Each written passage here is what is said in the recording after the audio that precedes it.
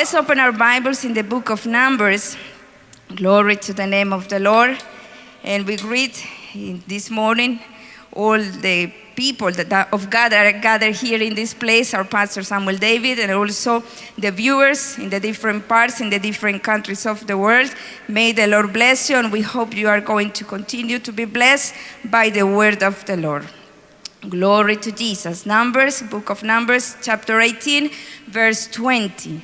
Book of Numbers, chapter 18, verse 20. We are going to read this verse of the scripture. If you want to read it together with me, you can do that. And we do it honoring the name of our God, the Father, the Son, and the Holy Spirit. Amen. And the Lord spake unto Aaron, Thou shalt have no inheritance in their land, neither shalt thou have any part among them. I am thy part and thine inheritance among the children of Israel. I want to repeat this verse. And the Lord spake unto Aaron, Thou shalt have no inheritance in their land, neither shalt thou have any part among them. I am thy part and thine inheritance among the children of Israel. Heavenly and beautiful Father, we come before your presence. We give all the glory and all the honor to you, Lord. Your people today is gathered in this place, and some others are in their places, in their houses, Lord. Right now, listening to your word, I ask you, Lord, to bless us all. I ask you to speak to us. I ask you, Lord, to take control over my life. And Lord, let me not say anything that is not according to your will. Let me not say anything that is not in your purpose, Lord. I ask you in the name of Jesus to bless us all, because we need your word. We need you, Lord. And we want to know what is your perfect will for our lives. In the name of Jesus, we give all the glory and all the praise to you. Amen and amen. You may be seated. Glory to the name of the Lord. And I want to share the word of God today. I think it's going to be really short. Glory to the name of the Lord. Under the title, God is more than enough. Amen. God is more than enough. And I want to ask you today, if you were asked, if you can think about this question, what is the most important thing for you right now?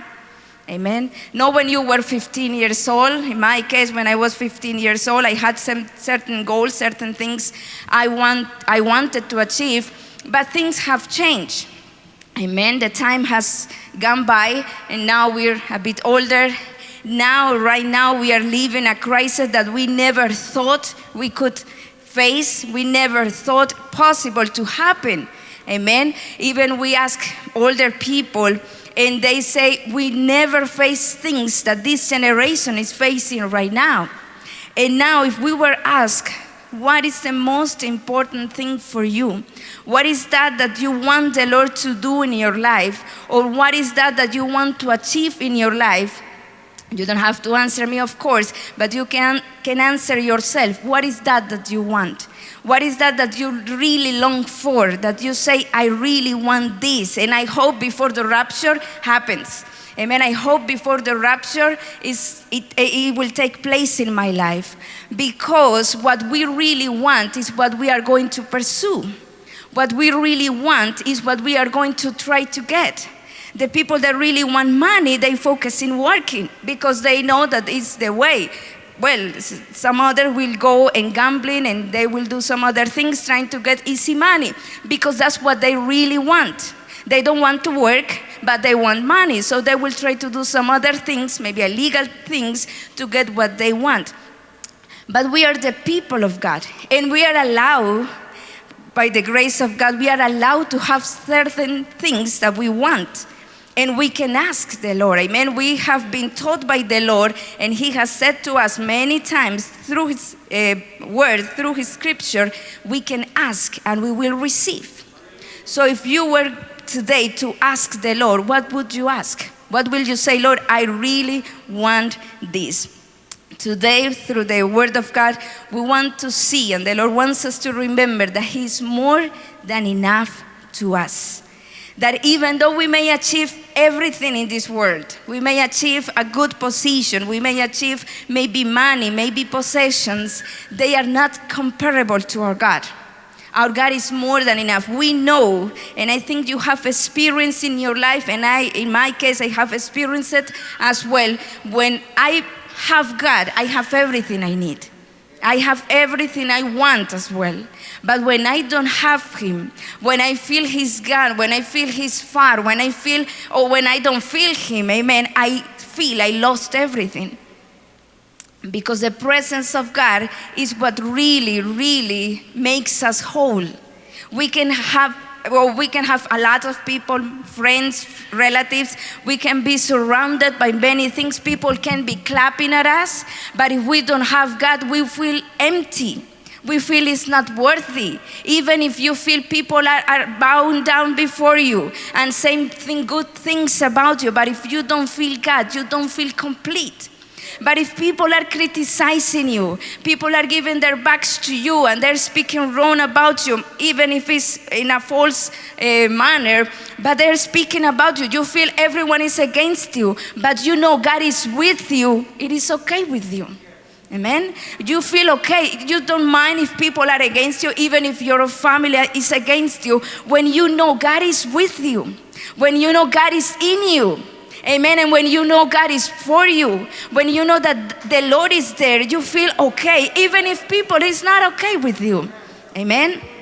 God is more than enough. We have experienced it, but we cannot forget it. Because nowadays we are really living in a dangerous time. Right now, it is easy for us to get distracted. Amen. Even if we are Christians, and even if, like in my case, for 21 years I have been Christian, I can be distracted.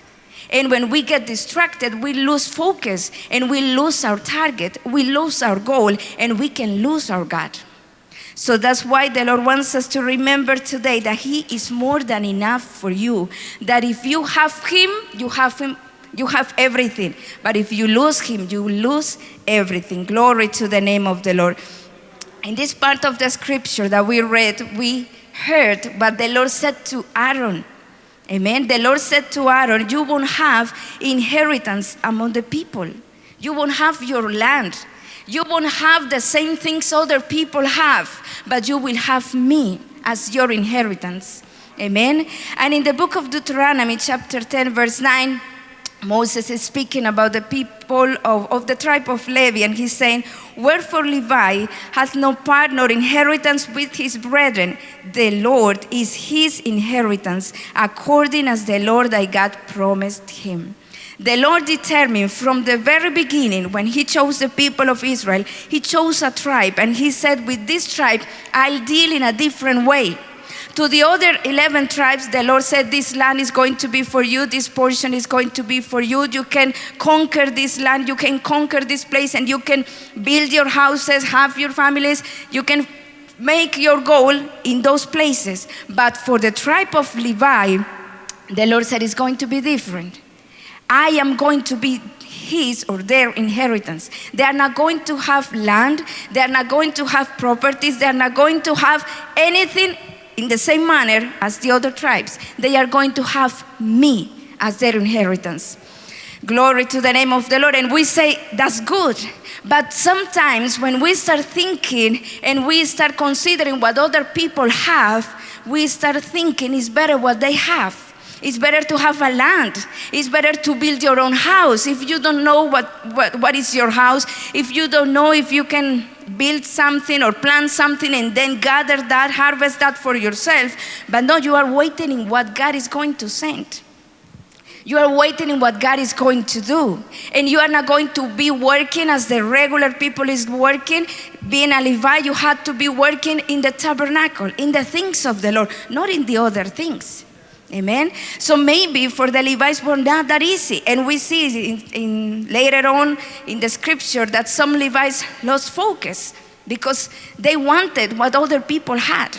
Amen. But we see from the very beginning, the Lord said, I want to be the inheritance for a tribe. But when the Lord Jesus Christ came, and I want you to read together with me in the book of Revelation chapter 1, verses 5 and 6. We are going to read what the Lord Jesus Christ did in our life. there in Revelation chapter 1, verses 5 and 6 says like this, and from Jesus Christ, who is the faithful witness and the first begotten of the dead and the prince of the kings of the earth, and to him that loved us. So see this, he loved us and washed us from our sins in his own blood, because we know he died for us, amen? And hath made us kings and priests unto God and his Father. To him be glory and dominion forever and ever, amen. He made you a king and he made you a priest. But some of us sometimes want to be kings. Only kings, let me be a king, because I can receive, I can do, I can rule, I can reign, but don't ask me to be a priest. Because when we are called to be priests, then the Lord says to Aaron, who was the high priest at that time, you won't have inheritance in your people. You won't have anything as the other people have. You will have me. When the Lord Jesus made us kings and priests, he became our everything. Amen. He wants us to believe and to accept this and to hold it as the greatest treasure we could ever have. He's more than enough for us, amen. He was the one who made us. Why? He loved us first, then he washed us from our sins, and then he made us kings. We are, amen, we are called to reign, we are called to rule. We know that the Lord called us to be head, but also the Lord called us to be priest. What does it mean? That we are called to minister to him. Amen. Sometimes we lose this focus and we start seeing what we can do in behalf of people, but we need to know that we are serving is the Lord, no people. We serve people in the matter of what the Lord tells us to do for them, but we cannot expect a reward from them. Amen. We cannot expect our payment from them. It is God, because God said, I will meet your needs. I am the one who is going to provide for everything you need. I am, not the people.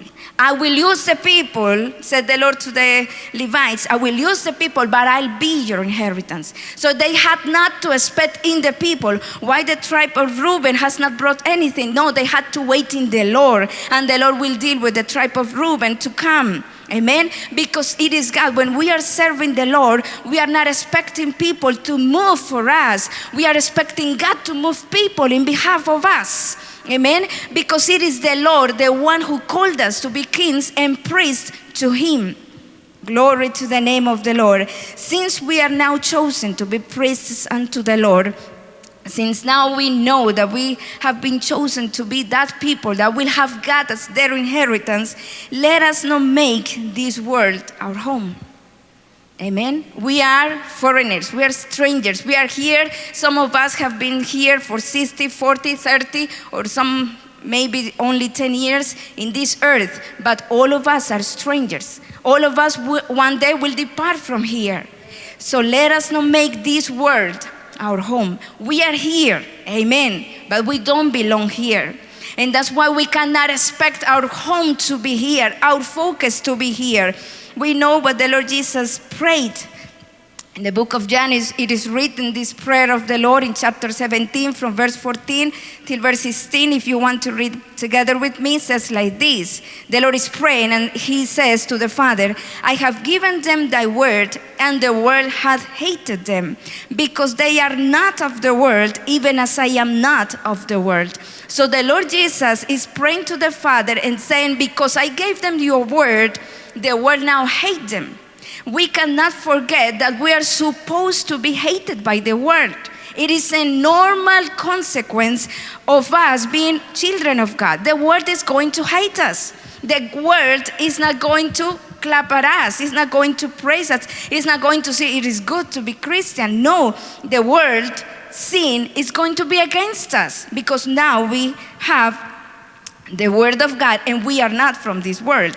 Then the Lord said, I pray not that thou shouldest take them out of the world, but that thou shouldest keep them from the evil. So it doesn't mean either that we are going to isolate ourselves and we are not going to talk to people, we are not going to preach, we are going to be gathered here, locked in this place. No, We are in this world. But then the Lord said, I want you to keep them from the world. Why? And then again, verse 16, the Lord said again, they are not of the world, even as I am not of the world. Amen. We are here, but we don't belong here. And that's why we cannot make, and the Lord brought this word to me, and he put this in my heart, because especially in these last days, some of us have lost focus. Some of us have been distracted. And some of us may be thinking this is going to be our home forever and ever. So we want to make it nice. So we want to fix it. Because of course, if it's our house, if it's our home, you want to have the best place you can. You are going to fix it. You are going to decorate it because it is your home. Amen? So some of us are thinking that we can fix the world, that we can decorate the world, but it is not so, because this is not our home. We know by the scripture that things are going to get worse and worse and worse. It is written, amen, and we cannot change that. So we cannot try to change things in this world by our own efforts. We are called to wait in the Lord, because our home is there with the Lord. The Lord Jesus Christ promised that he was going to go to heaven and prepare a place for us. The place you really want to have is up there in heaven, not here down on earth. The place you really want to have is not here. Even money cannot buy that place for you. Only Jesus Christ with his blood bought your ticket to go to that place, for you to be in that place. So now we have to have that focus in our life. I'm going to my home. So if I'm going to my home, I don't have to worry for how am I going to fix it. He's fixing it for you. He's preparing it for you. You just have to focus and keeping your life clean to go home. Amen. And how many of us want to go home? Amen. I think of all of us can say, Lord, I want to go home. And sometimes we pray, Lord, as soon as possible. It would be really nice. Amen. But we know that we have to wait until he calls us. We cannot go in advance. Amen. Glory to the name of the Lord. While we are here, my brother, my sister, let us not get distracted with the things of this world. So don't think this world is your home, but don't get distracted with the things of this world. It is really easy. In very few seconds, you can be distracted and lose your focus. You can lose your target. I can lose my focus and I can lose my target. In the second book of Timothy, Paul wrote to Timothy like this: no one engaged in warfare entangles himself with the affairs of this life, that he may please him who enlisted him as a soldier. It is written in chapter 2, verse 4. If you have been called as a soldier to serve the Lord, you have been called to the army of the Lord, don't get distracted with the affairs of this life. We have to work, amen? The word of God says, if you don't work, you don't eat. We have to study.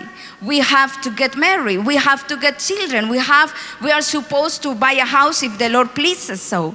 We are supposed to have a company if the Lord pleases so. But we cannot get distracted and focus so much in the affairs of this world that we may forget that we are not from this world. That we are supposed to get involved, entangled in the affairs of the Lord.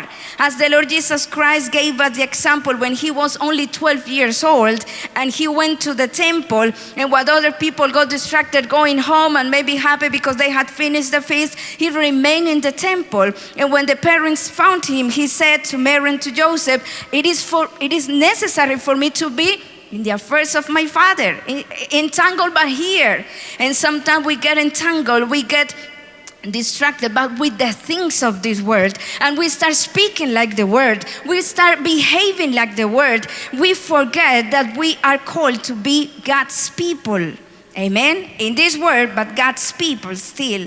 In the book of Hebrews, we know that it is written like this: let us lay aside every weight and the sin that so easily snares us, and let us run with patience the race that is set before us. How can we run? With patience, looking unto Jesus, the author and finisher of our faith.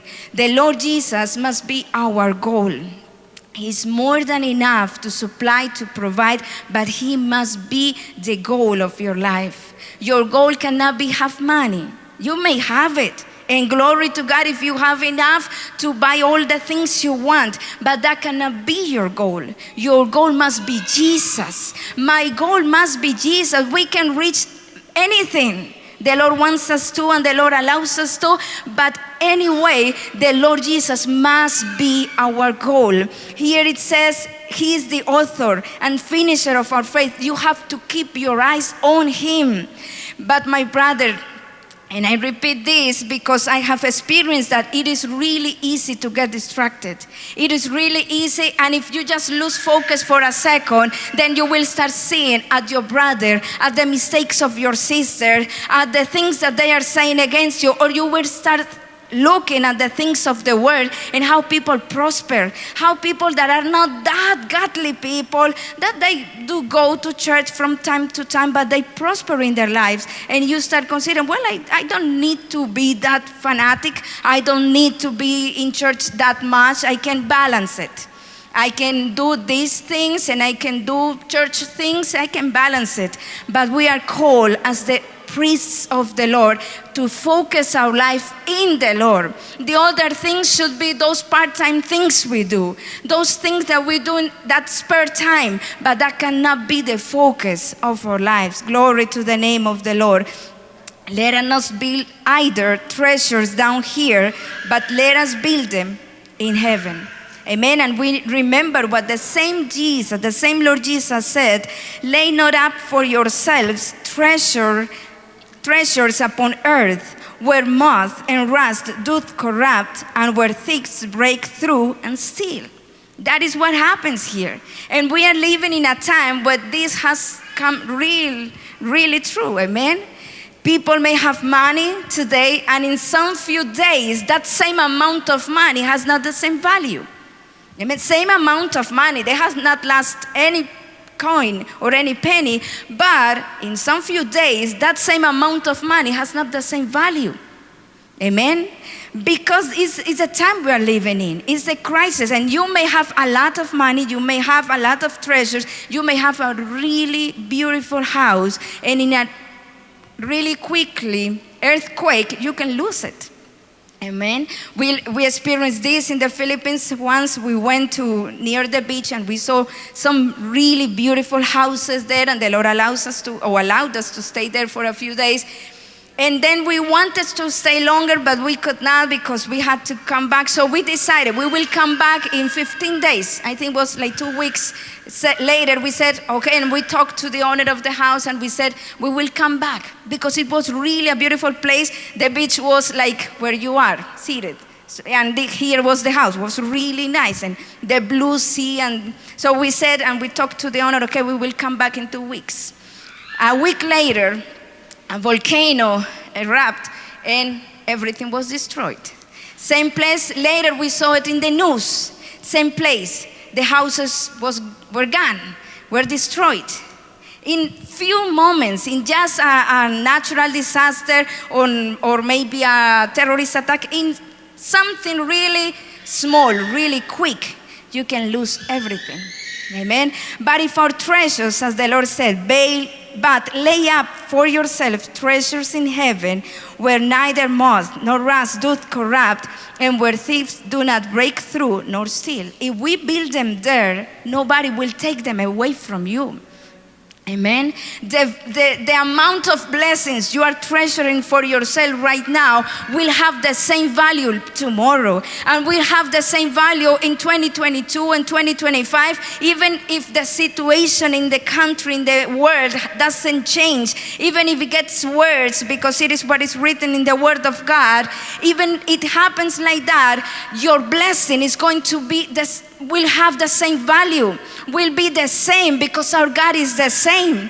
Amen. The same God that blessed Moses in the desert and provided for them for 40 years, running about in the desert. Amen. For 40 years, the Lord sustained them. The Lord protected them. The Lord blessed them. It's the same God that now is with us, and He can still bless us. He can still protect us. He can still be with us because He's the same. Time has changed, amen. Conditions have changed, we see it, but our God has not changed. He's the same. And as he said to Aaron, you won't have any inheritance, you will have me. I think the Lord is reminding us in this time that he is more than enough to us. That if we have him, and again I say, we have it all. In Matthew 6:33, we know what the Lord said, but seek ye first the kingdom of God and his righteousness. And all these things, what things? The things you need to eat, to drink, to dress, everything will be added unto you. He promised to the Levites, I will meet your needs. And then the Lord Jesus said to his people, to us, if you seek me first, if you set your goals right and you put me in first place, I will meet your needs. I will take care of everything. You won't have to mind anything, because he said, don't worry for tomorrow. Don't worry for what you are going to do. Let those things be handled by me, and you focus on me. Amen. That's the way the Lord wants us to live. Focus on him, not on the things that we need. When we focus on him, he takes charge of the things that we need. Glory to the name of the Lord. And the Lord Jesus said to Paul, my grace is sufficient for thee, for my strength is made perfect in weakness. The Lord is sufficient to you. My brother, my sister, I don't know if you, like me, have been facing certain things lately, but the Lord is reminding us today that he is sufficient for us. And in our weakness, his power is made perfect. When you feel you cannot make it, but you remember your target is the Lord, not the things you can achieve even in the Lord. Amen. Because there are things that the Lord allows us to have. There are things that the same Lord provides to you, give you. But not those things must be your goal. Your target must be the Lord. Amen. When we remember this, my brother, when we can go to the presence of the Lord and say to him, Lord, you're more than enough to me. I may not have this, I may have lost this, but you're still more than enough to me. And I want to invite you to be on your feet. And if you want to pray together with me, amen. Hallelujah. I hope you understood my English, amen. I hope you got what the Lord wanted to say to us. And let's say, Lord, I don't want to lose focus. I don't want to get distracted. I don't want to build my treasures down here. I don't want to start looking around. I want to keep looking at you. Heavenly and beautiful Lord, we come before your presence. I give glory to your holy name. You are God and you are Lord and you are our Savior, Almighty God. And we want to thank you, Lord, because we are not worthy. It is you who in your grace and your love chose us to be kings and priests to you. You in your grace, Lord, chose us in this generation. We could be out there, Lord, living in sin, living for the devil, Lord, lost in our sins, dead in our sins. But you gave us salvation. You gave us eternal life. You gave us the promise that one day we will go to your presence. We will rest from all the trials that we face here, and we will be with you forever. Now, Lord, we want to ask you for your strength. We want to ask you to keep us, Lord, on track. Keep us, Lord, faithful to you. Help us, Lord, not to get distracted. Help us, Lord, not to start looking around. We should not be looking around, but sometimes we do it, Lord. Sometimes we get distracted. Sometimes we start looking to what is happening. Sometimes we get distracted because we are afraid of what is going to happen tomorrow, because we are worried about what is going to happen. But today, through your word, we are reminded, Lord, that our tomorrow is in your hands, that you will do whatever you want, that you will do the best for us, Lord, because that's the God we serve. I ask you to help my brethren, Lord, here. I ask you to help the brethren, Lord, the pastors that are watching today this broadcast.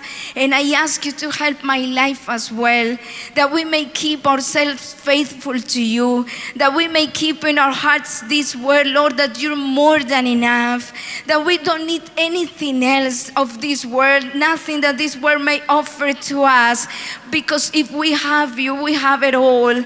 I ask you to help us. I ask you to strengthen our faith, Lord.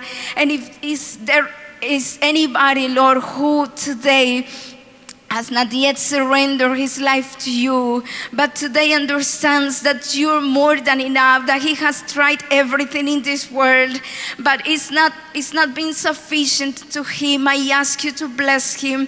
I ask you to give him the salvation. I ask you to give him, Lord, the opportunity to become your child, the opportunity to have you as his all in all. I ask you, Lord, to bless that person wherever he is, and I ask you to bless your people here.